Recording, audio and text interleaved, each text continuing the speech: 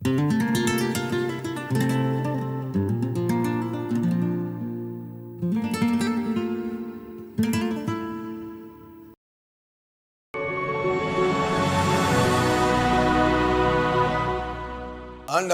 இயேசு கிறிஸ்துவினுடைய நாமத்தினாலே உங்கள் அனைவருக்கும் எங்களுடைய அன்பின் வாழ்த்துக்கள்.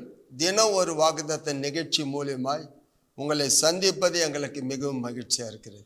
ஒவ்வொரு நாளும் காலையில் பரிசுத்த ஆவியானவர் நம்மோடு பேசிக்கொண்டே இருக்கிறார்.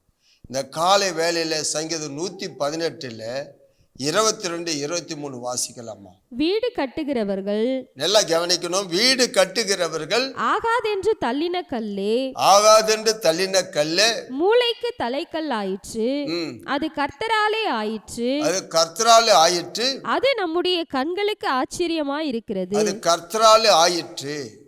இதுதான் வீடு கட்டுகிறவர்கள் ஆகாதென்று தள்ளப்பட்ட கல் மூளைக்கு தலைக்கல்லாய் மாறி.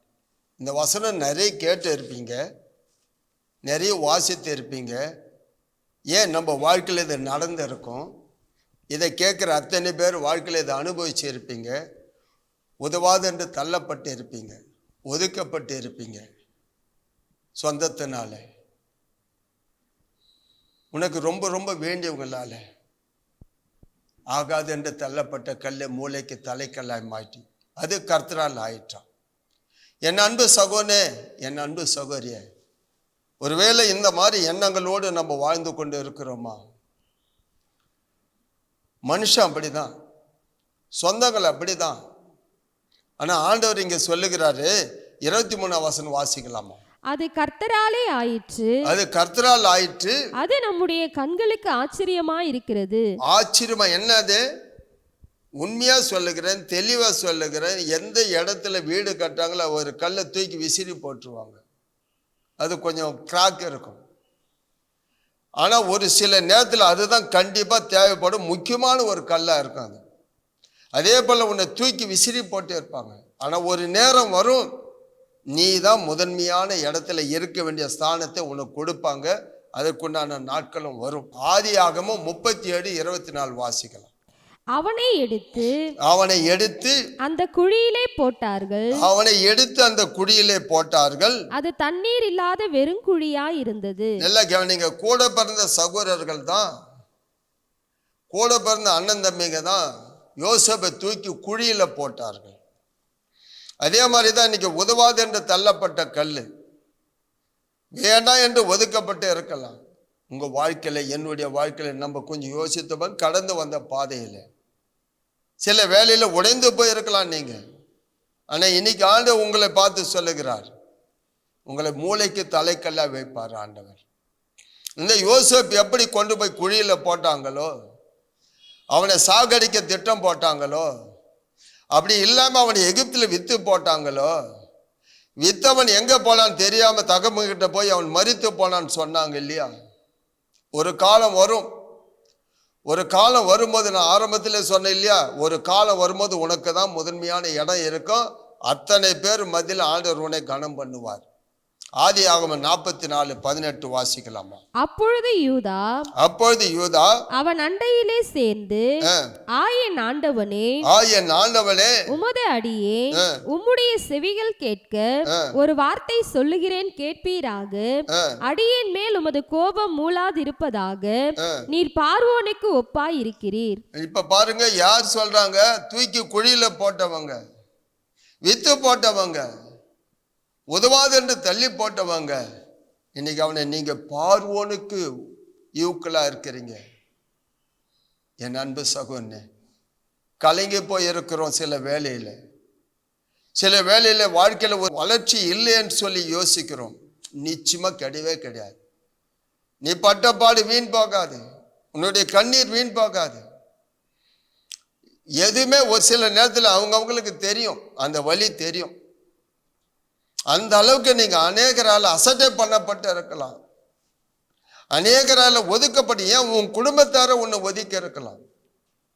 இங்க வேதத்துல நீங்க 1 17வது அதிகாரம் 7-8 வாசிக்கலாமா? இப்பொழுது நீ என் தாசனாகிய தாவீதை நோக்கி சேனைகளின் கர்த்தர் சொல்லுகிறது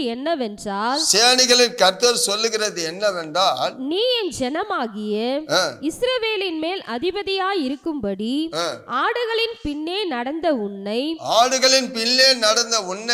ஆட்டு மந்தையை விட்டு எடுத்து நீ போன இடமெல்லாம் உன்னோடே இருந்து உன் சத்துருக்களை எல்லாம் உனக்கு முன்பாக நிர்மூலமாக்கி பூமியில் இருக்கிற பெரியோர்களின் நாமத்திற்கு ஒத்த நாமத்தை உனக்கு உண்டாக்கினேன். யாரு? தகப்பனாலே குடும்பத்தாலே உதவாது என்று சொல்லி ஆடு மேய்க்க அனுப்பப்பட்டவன். எல்லாரையும் சாமுவேலுக்கு முன்பாக கொண்டு வந்து நிறுத்துறார் தகப்பனார். ஆனா இவனும் ஆடு மேய்த்து கொண்டு இருக்கிறான். அவன் எதுக்குமே லாக்கி இல்லை, அவன் எதுக்குமே பிரயோஜனம் இல்லை. உன்னை அப்படிதான் லாக்கி இல்லை, பிரயோஜனம் இல்லை, ஒன்னத்துக்கு நீ பயணம் இல்லைன்னு சொல்லிட்டு இருக்கலாம். உன் வலி தாங்க முடியாம இருக்கலாம். அந்த வார்த்தையை கேட்டு உன் காதில் உன் இருதயம் உடைந்து போயிருக்கலாம். உன்னை பார்த்து தான் ஆண்டவர் எனக்கு சொல்லுகிறார், மூளைக்கு தலைக்கல்ல வைப்பேன். இன்னும் உன்னை பார்த்து தான் சொல்ல, பார்வோனுக்கு இவுக்கெல்லாம் உன்னை உயர்த்துவேன். உன்னை பார்த்து தான் பூமியில் இருக்கிற பெரிய நாமத்துக்கு மேலா உன்னை அந்த யூக்களுக்கு உன்னை உயர்த்துவேன். யாரு? உன்னுடைய வலி, உன்னுடைய வேதனைகள் ஆண்டவர் அறிந்திருக்கிறார். அதனாலதான் இன்னைக்கு உலகத்துல புறம்பே தள்ளப்பட்டு இருக்கலாம். இங்க பிலிப்பியர் 2வது அதிகாரம் 9-11 வாசிக்கிற இயேசு கிறிஸ்து ஆண்டவர் பட்ட பாடுகள் நமக்கு தெரியும், அவருடைய வேதனைகள் நமக்கு தெரியும். அவ்வளோ பாடுகள் மத்தியில இருந்தாலும் தேவனுடைய பிள்ளைகள் வாசிக்கலாம் அந்த வசனத்தை. ஆதலால் தேவன் எல்லாவற்றிற்கும் மேலாக அவரை உயர்த்தி இயேசுவின் நாமத்தில் வானோர் பூதலத்தோர் பூமியின் கீழானோருடைய முழங்கால் யாவும் முடங்கும்படிக்கும் பிதாவாகிய தேவனுக்கு மகிமையாக இயேசு கிறிஸ்து கர்த்தர் என்று நாவுகள் யாவும் அறிக்கை பண்ணும்படிக்கும் எல்லா நாமத்திற்கும் மேலான நாமத்தை, எல்லா நாமத்துக்கும் மேலான நாமத்தை அவருக்கு தந்தருளினார். நல்லா கவனிக்கணும் தேவனுடைய பிள்ளைகளை. இந்த பூமியில வானத்து பூமி படைத்தவருடைய நிலைமை என்ன? அவர் எப்படி புறம்பே தள்ளப்பட்டார், அடிக்கப்பட்டார்? உண்மையாவே நீங்களும் நானும் கொஞ்சம் யோசித்து பார்க்கணும். இன்னைக்கு சங்கீதம் 118வது அதிகாரத்தில் நமக்கு ஆண்டவர் சொல்லுகிற காரியம், வீடு கட்டுகிற ஆகாது என்று தள்ளின கல்ல மூளைக்கு தலைக்கல்ல மாறிச்சு, அது கர்த்தரால் ஆயிற்று. இன்னைக்கு நான் உங்களுக்கு சொல்லுகிறேன், ஊழியக்காரன் வார்த்தையை நம்புங்க. கர்த்தர் நிச்சயமா உங்களை ஒதுக்கிட்டாங்களா, ஓரம் கட்டிட்டாங்களா, உங்களை வெறுத்துட்டாங்களா, கர்த்தர் உங்களை கண்டிப்பா சொல்ற இந்த வார்த்தையின்படி உங்களை உயர்த்துவார், உங்களை மேன்மைப்படுத்துவார். அநேகர் பார்ப்பாங்க, அவங்க கண்ணு காணும், உங்களை உயர்த்துவார். ஏன்னா நீங்க அந்த அளவுக்கு அனுபவிச்சிருக்கலாம், வேதனைப்பட்டு இருக்கலாம். அந்த தனிமை எனக்கு தெரியும், அந்த தனிமையில நீங்க பட்ட பாடுகள், அந்த வலி எனக்கு தெரியும். அந்த வலியில் இருக்கிற உங்களை பார்த்து ஆண்டவர் சொல்லுகிறார். வாசிங்க சங்கீதம் 118:22. வீடு கட்டுகிறவர்கள் ஆகாதென்று தள்ளின கல்லே மூளைக்கு தலைக்கல்லாயிற்று. ஆமென். மூளைக்கு தலைக்கல்லாயிற்று, அது கர்த்தரால் ஆயிற்று. ஆமென். இன்னைக்கு கண்டிப்பா கர்த்தர் உங்களை உயர்த்துவார், உங்களை மேன்மைப்படுத்துவார். நீங்க வேதனைப்பட மாட்டீங்க, வெட்கப்பட மாட்டீங்க. உங்க கண்ணீர் ஆண்டவர் துடைப்பார். கண்களை மூடி செபிக்கலாம். மகா இரக்கமும் கிருபை நிறைந்தவரே, இந்த காலையில எங்களுக்கு பேசின இந்த வார்த்தைக்காக நன்றி சொல்லுகிறோம். நான் இந்த வலியோடு தான் இருக்கிறேன். இன்னைக்கு ஆண்டவர் ஊழியக்கார் மூலியம் அந்த வார்த்தை எனக்கு வந்தது. என் இருதயத்தில் ஆண்டவரை காயங்களை ஆற்றினது. அதனால இன்னைக்கு ஆண்டவரை நீங்க சொன்ன வார்த்தையின்படியே கண்டிப்பா யோசேப்பு குழியில தூக்கி போட்டாலும் பார்வோனுக்கு இவக்குள்ள உயர்த்தி போட்டீங்க. ஆடுகளை மேய்த்திருந்த தாவீதை ஆண்டவரே எல்லா ஆட்டும் பூமியில இருக்கும் பெரிய நாமத்துக்கு ஒத்த நாமத்துக்கு உயர்த்தினீங்க. எங்களை கூட ஆண்டவரை அநேகர் பார்வைக்கு, அநேகருடைய ஜனங்கள் கண்ணுக்கு முன்னாக உம்முடைய கண்களில் எங்களுக்கு கிருபை தருவீராக. இந்த காலையில் இந்த வார்த்தை எங்களுக்கு நிறைவேறட்டும். இயேசுவின் நாமத்தில் ஜெபிக்கிறோம் நல்ல ஆண்டவரே.